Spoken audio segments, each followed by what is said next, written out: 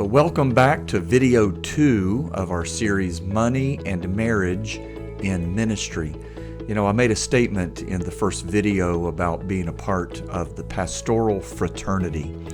I do feel that way about you men that are watching this, especially if you're a senior pastor. The word fraternity is defined as a group of people sharing a common profession or interest. And obviously we understand ministry as a calling, but it is a profession as well. In fact, the Bible word is vocation. We are to walk worthy of the vocation wherewith we are called. But we do share that. And I hope and pray that you would hear this teaching as a way of ministering to you, my brothers, in this fraternity of the pastorate. Well, I am joined in partnership with Brother Greg Joyner in R3 Ministry Network to revive, refresh, and restore. And then my ministry is called Advanced Pastoral Concepts. And we trust that these videos will be a great blessing to you and a help to your ministry. We said that I'm going to break these videos down into 3 sections. Video number 1, we were discussing the biblical foundation regarding stewardship. Today, this video is going to be more of a practical instruction regarding your personal finances. And let me just say, I hope that this information will not only maybe be a help and a blessing to you personally, but maybe even to you professionally, meaning as you help families with their finances. I believe I'm going to give you a lot of practical help that may even be something that you teach to your church family, or something that you could use with an individual family that is needing some instruction in the area of finances.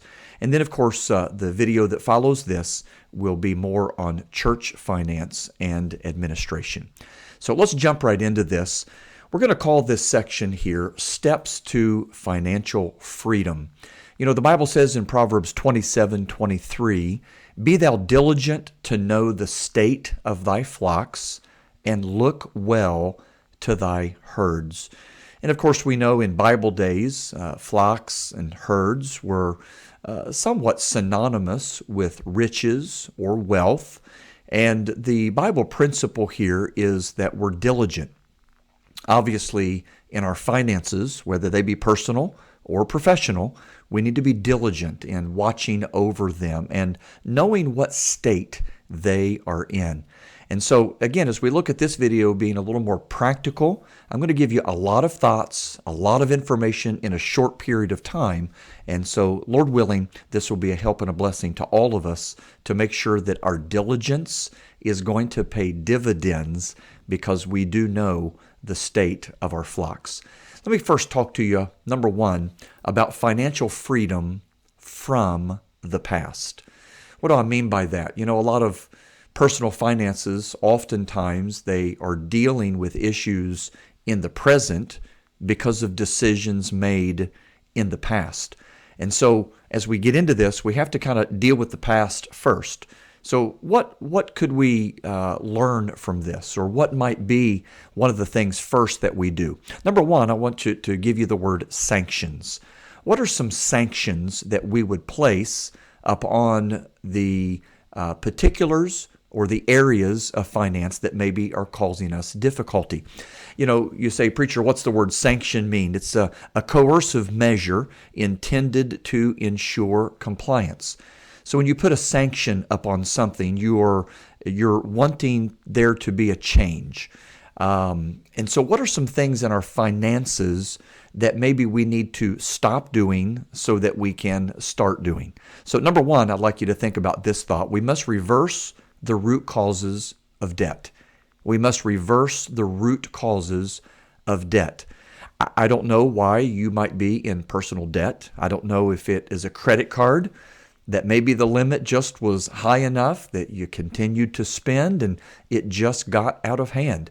Maybe you bought a house that was a little larger than you really could afford. And so if you're going to get your handle on the financial situation or condition that you find yourself in, you're going to have to reverse what caused you to get into that particular problem. And of course, debt obviously is due to borrowing. And that brings me to number 2, refuse to continue borrowing. Just stop. You're going to have to maybe cut your credit cards up. Maybe you're going to have to sell the home in which you live and downsize. Again, you're going to have to make these determinations. Every family is going to have to make the choices that are going to affect their particular situation. But it may be that we just have to say, stop on this. We're just not going. We're going to live by cash. We're not going to live on credit. You know, the Bible gives us some good thinking about this. Proverbs 22, verse number 7, very clearly, the borrower is servant to the lender. You know, when you and I go into debt, then that company really becomes our master. You know, MasterCard is called that for a reason. So the debt that we have that maybe just needs to be changed, we need to look at it differently. We need to do it differently. And may I say also, it must be dictated by discipline. You're going to have to place some constraints, or that might be that word sanctions, again, in your own personal financing as it relates to borrowing. Now let me just say as a parenthesis here, you know, some may say there's good debt and there's bad debt. And I do agree with that to an extent. For instance, good debt may be debt that appreciates. Bad debt might be debt that depreciates. Let's use an illustration here. If you take out a home mortgage on a home, that is usually considered good debt. Why? Because typically in most markets, this market right now, it's doing this on an accelerated scale. It is appreciating. Homes are selling for way more than really maybe they're even worth. And I understand the market there fluctuates up and down, and you want to be careful of ever buying at the top of the market and then having to sell at the bottom of the market. But my point is that a home or a mortgage, that might be considered good debt because it does appreciate. But if you think about something else, maybe even like a car. Now, I think we all at some point have had a car loan, and that may be a difficult pill to swallow, but let's just be honest. When we buy a car and we keep it for 5 years, it is worth way less than we paid for it initially. So what I'm saying is we just have to be very wise in the way that we get ourselves into debt difficulty. Credit cards, for instance, depending on what you spend your credit cards or use your credit cards for. You know, if you go through the McDonald's drive-through and you throw your credit card down, you know, obviously that is a depreciating debt. You're putting money on a card that is going to, especially if it is not paid off monthly. And I understand the concept there, but we must be careful of just driving that debt up that never gets brought down on a monthly basis on things that are, and here's the word, consumed. Why do you think they call credit cards consumer debt? Well, there's a reason for that. We're consuming it. And once you consume it, it's gone. It's not there for the future. So we want to reverse the root causes of debt. Number 2, we want to refuse to continue borrowing. All right, so let's go to letter B then. We said if we want to have financial freedom from the past, number 1, sanctions, but number 2, we need to then have a surplus. All right, so we have the negative, and now we have the positive. How then are we going to have more money than we need, or what we would call a surplus? Well, number 1, let's talk about obtaining a surplus. Obtaining a surplus. Number 1, there's really two ways about this. You either increase your income or you decrease your outgo. I heard someone say it this way: either cut back, cut out, or cut loose. You may have to let some things go if you're going to be able to obtain a surplus. Maybe you pick up a second job. What are you doing? You're increasing your income. It may be that you sell your second car. What are you doing there? You are letting something go that you maybe cannot afford, or you downsize in some way. So, number one, we're obtaining a surplus. Secondly, then, we want to learn to use a surplus. Now, if we're going to look at this issue of debt, and again, if you're in debt, there's got to be a surplus, meaning money above your general fund. I'm using a church phrase there, right? But you're looking more than just what's in your bank account, because we're talking about personal finances here. And so you're going to have to make sure you're bringing in more than you're spending. So when that happens, how then do you eat this debt down? Well, have you ever heard the phrase using a debt snowball? A debt snowball. And there's a lot of teaching on this, and I subscribe to this, especially as I try to help families to get out of debt. What do you do? Well, let me just give you some real quick bullet points about it. Number one, list all of your debts, smallest to largest. Now, we're not even going to think about what the interest rates are right now. And I know there's some plans, they say, pay the highest interest rate down first. But there's a lot of psychological reasons of just as you're listing your debts. Let's say you have 5 outstanding debts. Let's take the smallest one first. What you're trying to do is to build momentum. All right, that's the word here, building momentum, a debt snowball. You want to imagine in your mind that it's rolling down the hill and it's picking up steam. So you're going to list all your debts, smallest to largest. And then secondly, you're going to apply the surplus, any extra money. Some may call it found money. Now, it may be that you have a garage sale, and it may be that you sell $1,000 worth of stuff you don't need, and you take that $1,000 because it's surplus, it's above what your monthly budget is, and you begin to knock out those debts. So you're going to apply your surplus to the smallest debt until that debt is paid off. Now, why are you going to do it that way? Well, number one, if it's the smallest debt, it probably will be the one most quickly paid. And so what that's going to do is you take that monthly payment that you were making on that first installment or on that first debt, that smallest debt, and you then have a built-in surplus to begin applying to debt 2, which is the next largest one. And you're applying that monthly payment until that snowball, till that one gets paid off, and then you have that monthly payment to begin adding. Does that make sense? So we are obtaining a surplus. We're doing what we can to find some extra money. Number 2, we're using then that surplus. Let me ask you a question before we move on. How much freed up money would you have if you had 0 debt? I want you to think about that. If you didn't have a mortgage, if you did not have 3 credit cards that were maxed out, if you did not have that personal loan, if you would not have taken out that home equity line of credit, think about how much freed money that would give you in a normal month. So I'm just getting you to try to think about these things. Now, again, I understand you may be in this situation now. We're talking about let's get out of this situation because why? We want some financial freedom from the past. Now, secondly, let's move on to financial freedom for the present. Financial freedom for the present. We're going to begin talking about a budget. Letter A, planning a budget. Let's talk about that. Planning a budget. A budget really it's a plan, it's a prioritization, it's producing a system, it's producing something for you to follow. It gives you something to work with. We might call it a game plan. Look, if you just always talk about getting out of debt, but you never put a budget into place, then you are probably most likely going to remain, as a borrower does, a servant to the lender. So you're going to have to learn to plan a budget. I just have 3 quick questions here just to ask you about this. Number 1, ask yourself, where am I now? I want you just to think about it. Where am I now financially? Where's my income?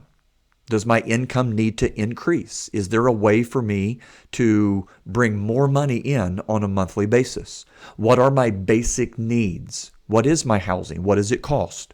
My transportation, My children, what does it take to clothe them, to educate them? Look, if you want to put your children in a Christian school, you're going to have to plan for that. So you first ask the question, where am I right now? Secondly, here's the next question, where do I need to go? Where do I need to go? What am I trying to achieve? What is my goal here? All right, number one is debt elimination. Is that a goal? You're planning the budget so that you can reach these particular goals. And again, debt elimination goes back to the points that we just discussed. Let me just ask you, in planning a budget, do you have an emergency fund? What are you going to do if the tire blows on your car? What are you going to do if your dishwasher breaks, or your washing machine or your dryer breaks down? Your water heater goes out. I'm just asking you a question. What's your plan? You see, when you plan a budget, you're also planning for the emergencies that may take place. Future savings. Look, I believe we need to even budget for the future, and we'll get to that in just a moment. But you got to ask yourself the question, where am I trying to go? What am I trying to achieve by doing this? Or talk about future savings. Are you going to have enough to send your kids to college or to help them to go to college? How about weddings, future weddings? I had 2 daughters, and obviously weddings are not inexpensive ventures, and they're wonderful, wonderful occasions and beautiful, wonderful memories. Somebody's got to pay for that. And again, instead of going into debt for that, you begin to plan for that. How about a vacation?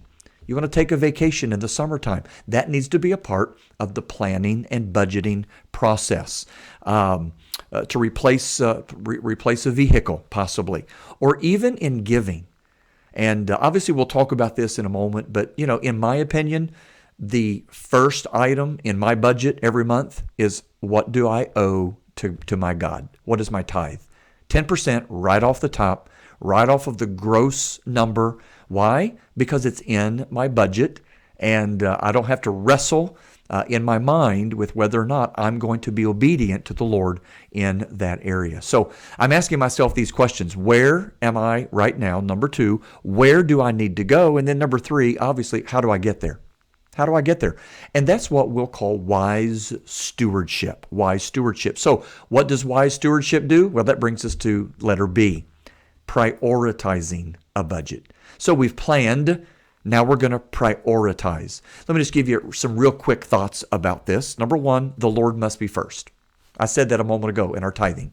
The Lord must be first. Proverbs 3, 5, and 6, verses 9 and 10 of that same passage, talks about trusting in the Lord with all of our heart and in all of our ways acknowledge Him. And we love verses 5 and 6. If you just keep reading, you'll find in Proverbs 3 that you're going to find in verse 9, honor the Lord with your substance and with all of your increase. Obviously, giving to the Lord must be a priority. Secondly, let me just say, we're prioritizing a budget here, and we're going to get real practical. Number 2, taxes must be paid. So you give to the Lord first. Number 2, you also have to make sure, if you're going to be a Bible-believing and obeying Christian, Romans 13 verses 6 and 7 are pretty clear.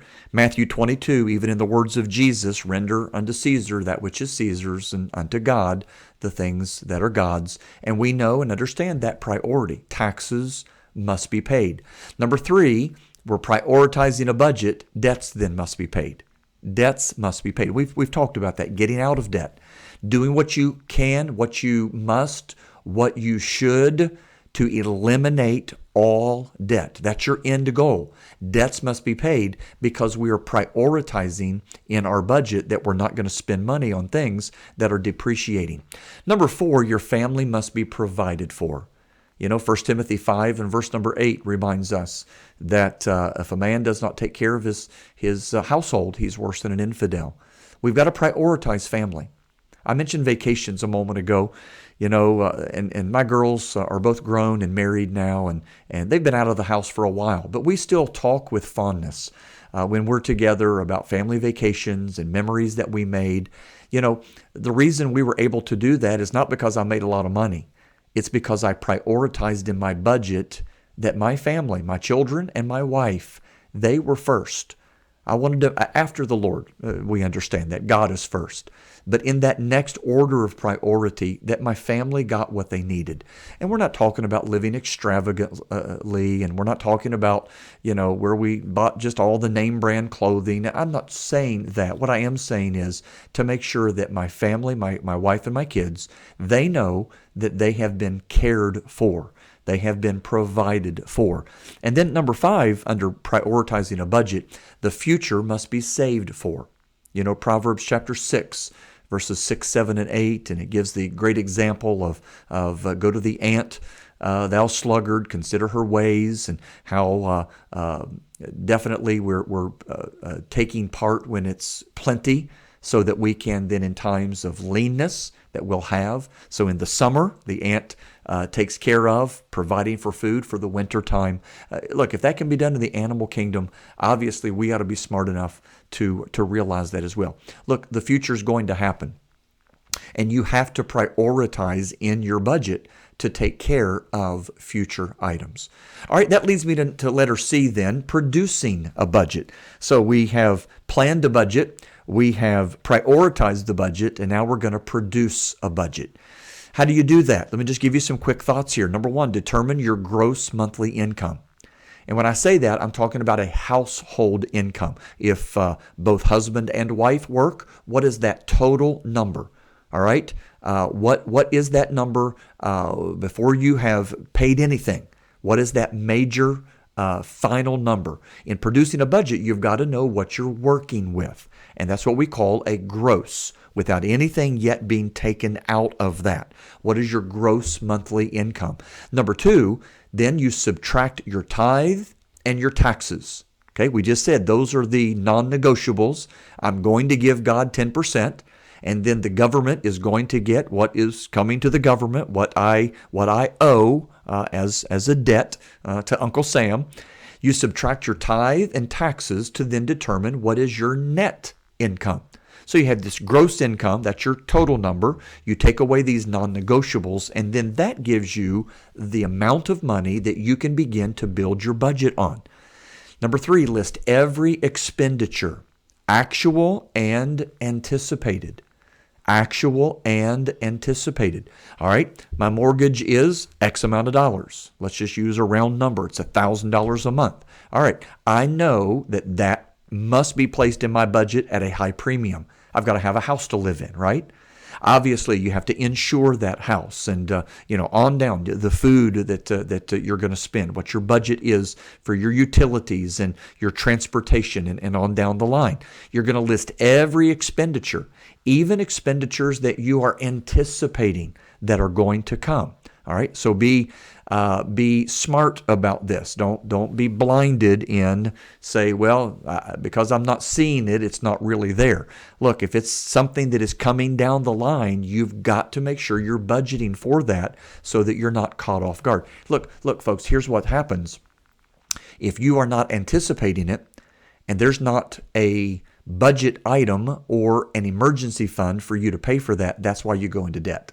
Because you're just going to slap that credit card down, and then before long, that thing gets larger than you can afford to pay, and then it's going to put you in great detriment there. All right, and then number 4, under producing a budget, then give every dollar a name or a job before the month begins. And that really is what a budget is. You're allocating a certain amount of money. All right, $1,000, this is going to go to my budget or to my mortgage. I know that. This is what my insurance is going to cost for my home, for my health insurance, whatever these items are. Then assign this amount of money is going to go toward. That's what budgeting is. It's allocating. All right, and if you know what you spend in a month's time, and you know what that income is, then you're going to know: do I need to raise my income? Or do I have to take some of these things out of the budget because I can't afford them? All right?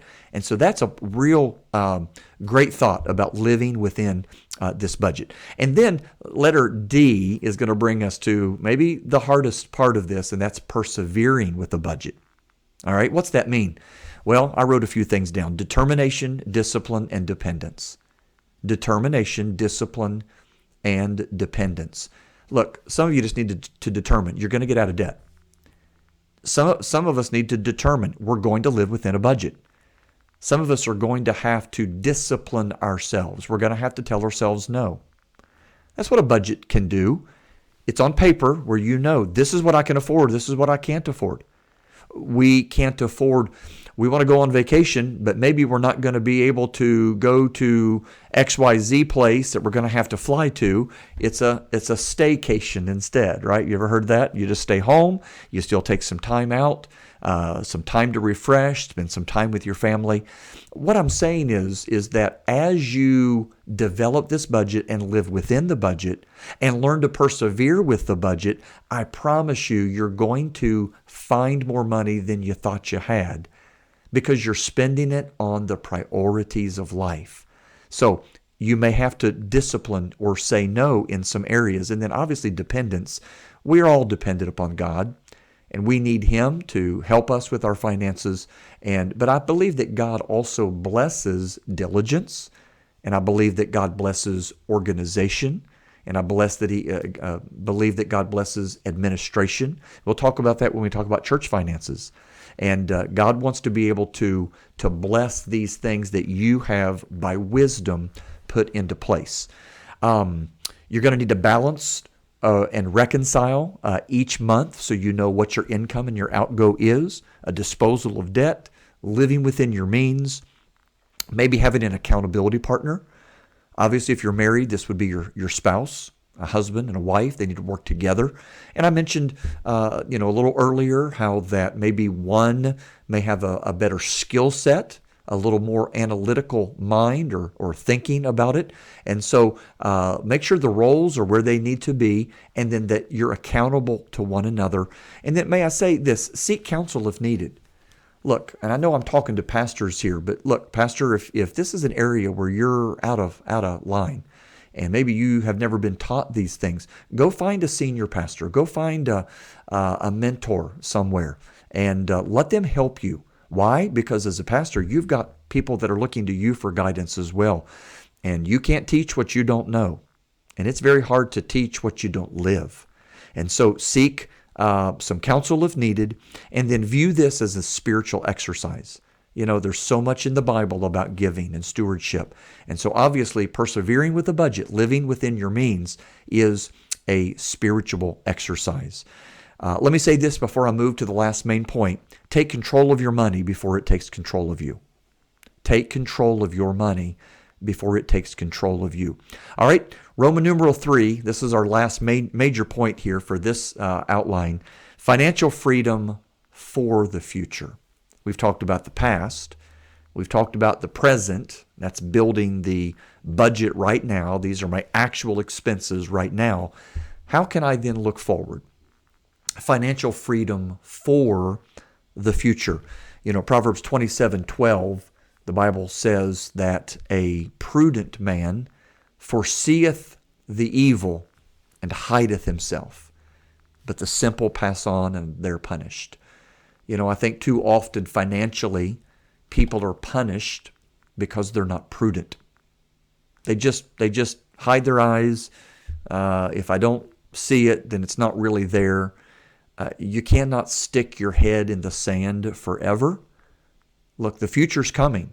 It is coming as soon as tomorrow. And I understand that maybe when we think of the future, we think, well, I'll get to that. Do you know the best way to be prepared 10 years from now? It's to start preparing today. And so I want to give you just a couple of thoughts about financial freedom for the future. Letter A, let's start saving for the short term. Let's start saving for the short term. I've mentioned emergency fund, right? We kind of talked about that a little while ago. An emergency fund is just that. It's money that you have saved that may have to be spent next month or may have to be spent in 3 months. Again, you don't know when that tire may blow. You don't know when that appliance is going to stop working. And you're going to have some savings, not a credit card. Savings for the short term. This may be money that you set aside in just a simple savings account at the bank. I would suggest to you that you keep this in a separate account, not just your general account. If you're not careful, that money will be swallowed up in your monthly money. But if you have a separate account, whether it's just a simple savings account, maybe that's what you call it, or you call it your emergency fund, but it's a separate account.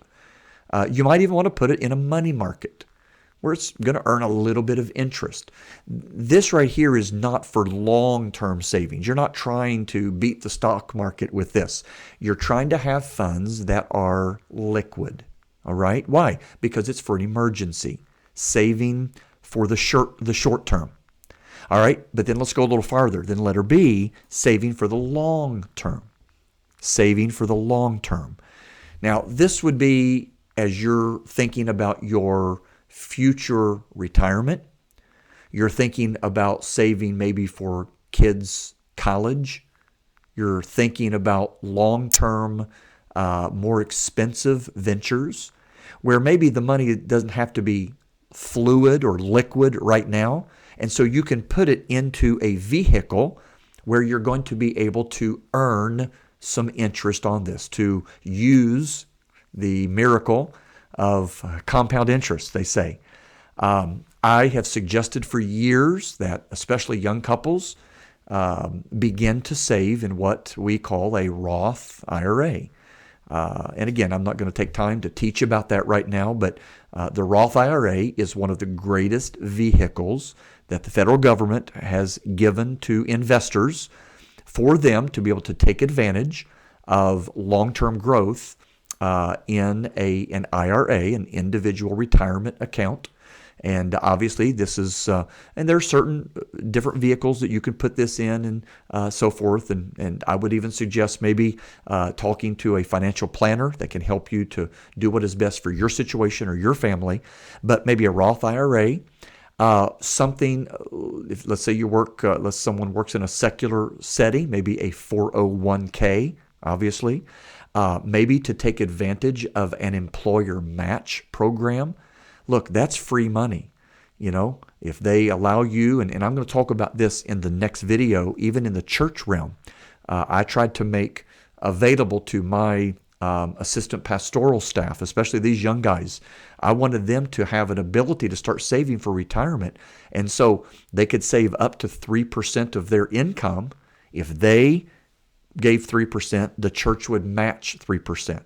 If they gave 1%, the church would match 1%. But what was that doing? That was incentivizing them. That's free money to the employer, to the employee. So we're talking about saving for the long haul. Let me let you think about this. Pay off your house. What are you doing? You're in that appreciated piece of property. All right. If there's no debt on that, that is absolutely a wonderful vehicle. Real estate is a wonderful vehicle for you to kind of not just hold your money, but to grow your money. So I want you to get your mind wrapped around not just doing everything to just get by, but I'm saving now for the long term. Letter C, saving for the next generation. Proverbs 13 and Proverbs 19 both discuss the knowing that we should be looking forward to care for those that come behind us. You know, the Bible says that a good man leaveth an inheritance even to his children's children. So an inheritance, that's something very important to leave behind. We know that that's much more than just money. Obviously, that should be a good name and a legacy that we leave behind. But there's nothing to be said for not leaving something that we can pass down of a tangible nature. You know, secondly, you might consider life insurance. Life insurance is something that everybody needs. And upon your passing, obviously a lump sum can be left to not only your spouse, but your children. So that would be something to consider for the next generation. And then, of course, everybody needs to have a last will and testament. Over the years of pastoring, I've dealt with a few situations where someone has died and they did not leave a will. And obviously just so much detriment to the family that is so very unnecessary. So I hope that you'll look at these things, saving for the short term, saving for the long term, and then saving for the next generation. Well, we've been discussing money and marriage in ministry. There's one more video. I trust that you'll continue to watch and to learn. The next video is going to be on church finance and administration. So from R3 Ministries and Advanced Pastoral Concepts, God bless you until we see you again.